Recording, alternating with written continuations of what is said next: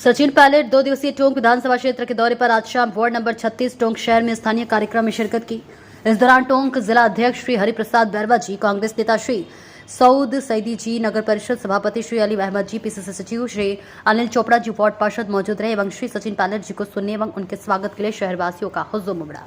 चुनाव में आपने शपथ ली थी के बाद पता नहीं कहाँ बात को कुरेदते रहते हो, ऐसा कुछ नहीं है। हम सब साफा मानते हैं, नहीं मानते हैं, वो अलग था। जब मैं अध्यक्ष बना था तब मैंने एक प्रण लिया था उस समय कि भाई जब तक मैं कांग्रेस पार्टी को मैं सत्ता में लेकर नहीं आऊँगा तब तक मैं साफा नहीं पहनूंगा। वो बात 2014 से 2018 तक की थी। उससे सरकार हमारी बन गई। उसके बाद मेरे तो थोड़ा हाथ में दर्द था, इसलिए मैं साफा नहीं पहन रहा था। आज विदोड़ी जी के बीच में ज़बरदस्त उत्साह लोगों में देखने को मिल रहा है। क्या मैसेज टोंक जिले के लिए है विधानसभा? देखो, यहाँ जो भी लोग हैं ये जनता की बदौलत हैं। जो विकास यहाँ पर हुआ उसका पूरा श्रेय मैं यहाँ की पब्लिक को देना चाहता हूँ, यहाँ के मतदाताओं को देना चाहता हूँ, हमारे कार्यकर्ताओं को देना चाहता हूँ। और पौने 5 साल में जितना हो सका उससे ज़्यादा यहाँ पर हम लोगों ने काम किया। और मुझे खुशी इस बात की है कि यहाँ पे जो विकास हुआ उसमें लोगों का सहयोग हमको मिला, क्योंकि जहाँ पर सहयोग नहीं है, समन्वय नहीं है, भाईचारा नहीं है, वहाँ विकास नहीं हो सकता है। तो निर्माण हो, विकास हो, शिक्षा हो, चिकित्सा हो, किसानों के लिए बड़े बड़े प्रोजेक्ट्स हम यहाँ पर बनाने में कामयाब हुए। वो सब पब्लिक का कोऑपरेशन की वजह से हो सका।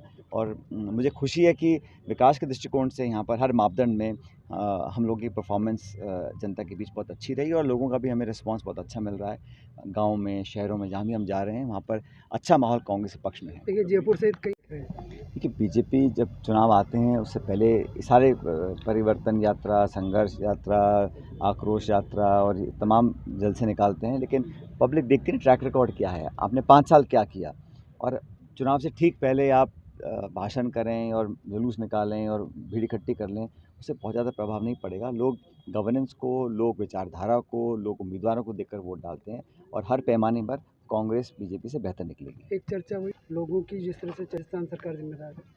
देखिए, जिम्मेदारी किसकी है? मैंने कल भी कहा था आपको, जो विभाग सरकार के हैं, बिजली, पानी, सड़क, कानून व्यवस्था, ये स्टेट सब्जेक्ट्स होते हैं। टेलीकम्युनिकेशंस, विदेश मंत्रालय, रेल मंत्रालय, रक्षा मंत्रालय, ये केंद्र सरकार के होते हैं।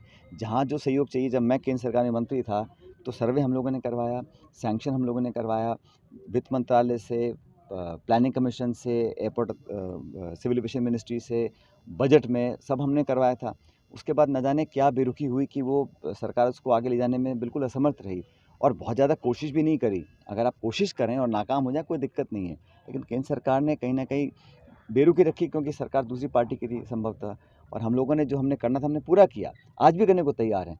लेकिन जो महकमे, जो डिपार्टमेंट्स केंद्र सरकार के अधीन हैं, उनके कार्य क्षेत्र में आते हैं, उसका तो उनको संज्ञान लेना ही चाहिए था।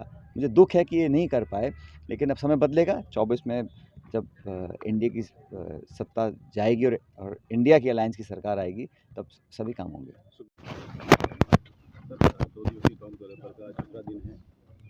जो कल प्रकरण हुआ और जिस प्रकार केंद्र सरकार अपनी एजेंसीज का दुरुपयोग कर रही है, वो अब जग जाहिर हो चुका है। और 90%, 95% जो छापे पड़ते हैं, कार्रवाई होती है सीबीआई की, ईडी की, इनकम टैक्स की, वो केंद्र सरकार के जो विरोधी लोग हैं, जो राजनीतिक उनका विरोध करते हैं, उन पर कार्रवाई हो रही है। तो देश इस पूरे प्रकरण को देख रहा है और मैं मानता हूँ कि ये ठीक नहीं है। ये बदले की भावना से जो कार्रवाई होती है, विरोधियों की आवाज़ दबाने की, इसको लोग कभी भी ठीक नहीं मान सकते हैं। और जो कल डिटेन अरेस्ट किया गया है, वो भी उसी श्रृंखला का ही की एक कड़ी है। और पब्लिक अंत में निर्णय करेगी कि ये जो कर रहे हैं सही कर रहे हैं, गलत कर रहे हैं। जहाँ तक चुनावों की बात है, राजस्थान, मध्य प्रदेश, छत्तीसगढ़, इन स्टेट्स के अंदर भी बीजेपी बैकफुट पर है। वो जानती है कि यहाँ पब्लिक का मूड बदल रहा है और कांग्रेस के पक्ष में तमाम लोग मतदान करना चाहते हैं। इसलिए मुझे पूरा विश्वास है कि सरकार हमारी पार्टी की बनेगी। और राजस्थान में हम लोगों ने सरकार, संगठन ने मिलकर जो काम किया है और भाजपा की जो विफलताएं हैं वो भी सबके सामने हैं। विधानसभा के सदन के अंदर, सड़क पे, सिर्फ चुनाव से ठीक पहले यात्रा निकालने से वोट नहीं मिलती हैं। लगातार जनता के लिए संघर्ष करना पड़ता है, जो भाजपा ने किया नहीं। आज भी अंदर खींचतान चल रही है। आप देख रहे हैं, जो पार्टी अपने आप को पार्टी ऑफ द डिफरेंस बोलती थी, आज पता नहीं कि नेता कौन है, टिकट कौन दे रहा है, कौन कैसे संगठन आगे बढ़ेगा। वो सिर्फ इस उम्मीद में बैठे हैं कि हर 5 साल सत्ता परिवर्तन होता है तो हम घर बैठे ही सत्ता का सुख भोग लेंगे। वो होने वाला नहीं है। यहाँ परंपरा टूटेगी और सरकार कांग्रेस पार्टी की बनेगी राजस्थान के अंदर।